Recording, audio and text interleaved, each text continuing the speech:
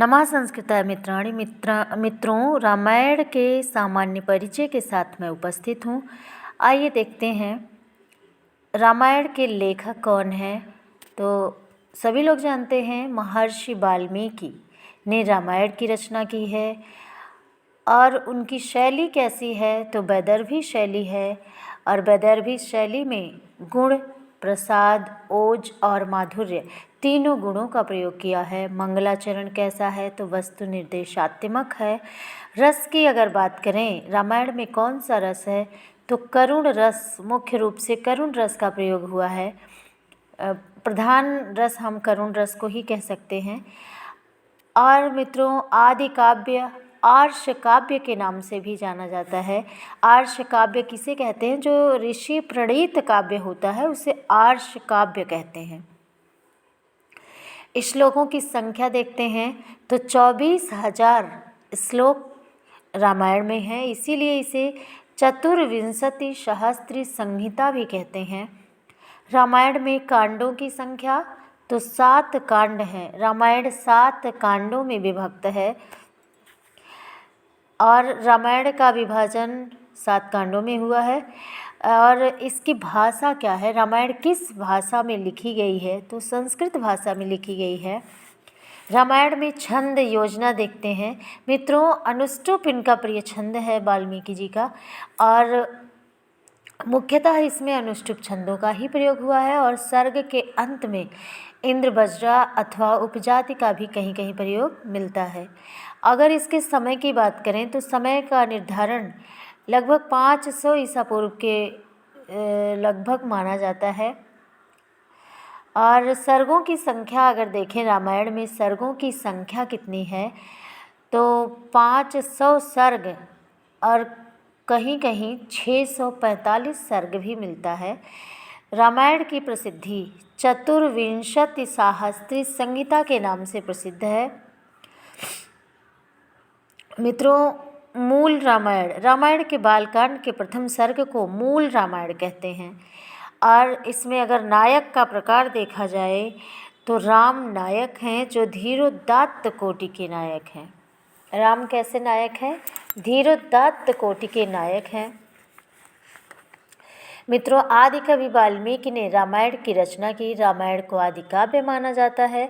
पारंपरिक मत के अनुसार वाल्मीकि त्रेता युग में हुए थे, लेकिन वर्तमान मतानुसार वाल्मीकि का समय 500 ईसा पूर्व माना जाता है। रामायण में सर्वाधिक वैदिक मंत्रों का प्रयोग मिलता है।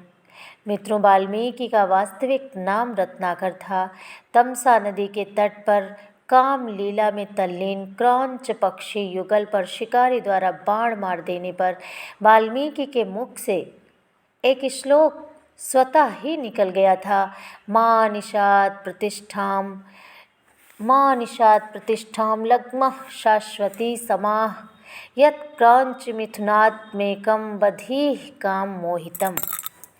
इस श्लोक को सुनकर ब्रह्मा जी ने वाल्मीकि जी से रामायण की रचना करने का निर्देश दिया। इस श्लोक से अनुष्टुप छंद का उद्भव माना जाता है।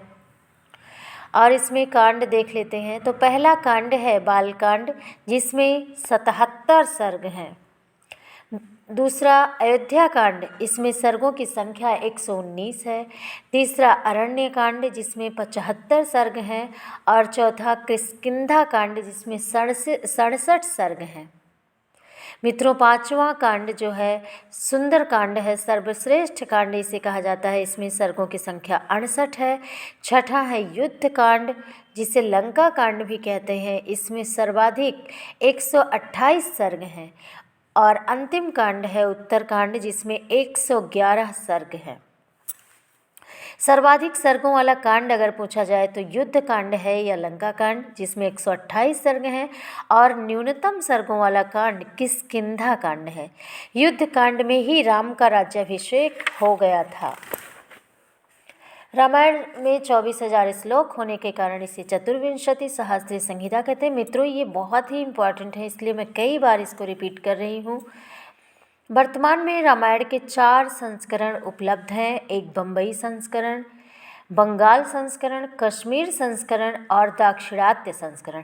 इसमें सबसे लोकप्रिय बम्बई संस्करण ही माना जाता है। मित्रों, रामायण काल में संस्कृत भाषा सामान्य व्यवहार की भाषा थी। एक प्रसंगानुसार इल्वल नामक एक राक्षस संस्कृत बोलकर ऋषियों को आमंत्रित करके मार देता था। मित्रों, वाल्मीकि को अनुष्टुप छंद का आविष्कारक माना जाता है। अब आइए हम देखते हैं कि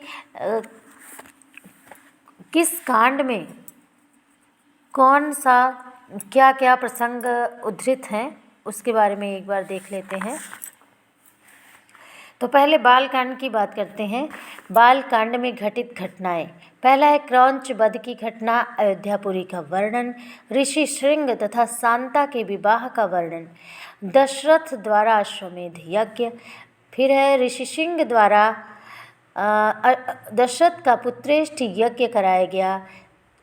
अगला है श्री रामावतार, भरत, लक्ष्मण तथा शत्रुघ्न का जन्म, ताड़का वध, विश्वामित्र के यज्ञ की रक्षा, गंगा से कार्तिकेय की उत्पत्ति का प्रसंग, सगर के पुत्रों की उत्पत्ति तथा यज्ञ की तैयारी, मित्रों भगीरथ की तपस्या, गंगा अवतरण, मिथिला गमन, अहल्या का उद्धार, त्रिशंकु का यज्ञ, श्री राम द्वारा धनुर्भंग, श्री रामादि चारों भाइयों का विवाह, वामना अवतार, सागर मंथन आदि वर्णन आपको कहाँ मिलेगा? बाल कांड में ये सभी घटनाएं आपको मिलेंगी। तो ये बहुत इम्पॉर्टेंट है, इसको रटना पड़ेगा। अगला आइए देखते हैं, दूसरा कांड है अयोध्या कांड, जिसमें 119 सर्ग हैं। उसमें देखते हैं क्या क्या घटनाएं घटित हुई थी। पहला है श्री राम राज्याभिषेक का प्रस्ताव, अयोध्या कांड में ही हुआ था। कैकेयी मंथरा संवाद, दशरथ विलाप, राम की वन यात्रा, स्त्रियों का विलाप, निषाद राज गुह का वर्णन, प्रयाग भारद्वाज आश्रम में राम का अतिथि सत्कार, चित्रकूट की महत्ता एवं शोभा का वर्णन, राजा दशरथ का दिवंगत होना एवं रानियों का विलाप, दशरथ का अंत्येष्टि संस्कार एवं भरत का राज्य न स्वीकार करना। मित्रों, इसी में भरत को राज्य में दिया गया था, जो राम त्याग कर अयोध्या गए थे, लेकिन भरत ने भी उसे त्याग दिया था, उसको स्वीकार नहीं किया था। अगला है भरत की वन यात्रा एवं चित्रकूट यात्रा का वर्णन, भरत संताप एवं राज्य चिन्ह स्वरूप चरण पादुका लेकर अयोध्या आगमन, जाबाली का वास्तविक मत एवं राम द्वारा खंडन, अनुसूया द्वारा सीता का सत्कार एवं पतिव्रता धर्म का उपदेश, अंतिम सर्ग में दंडकारण्य में प्रवेश।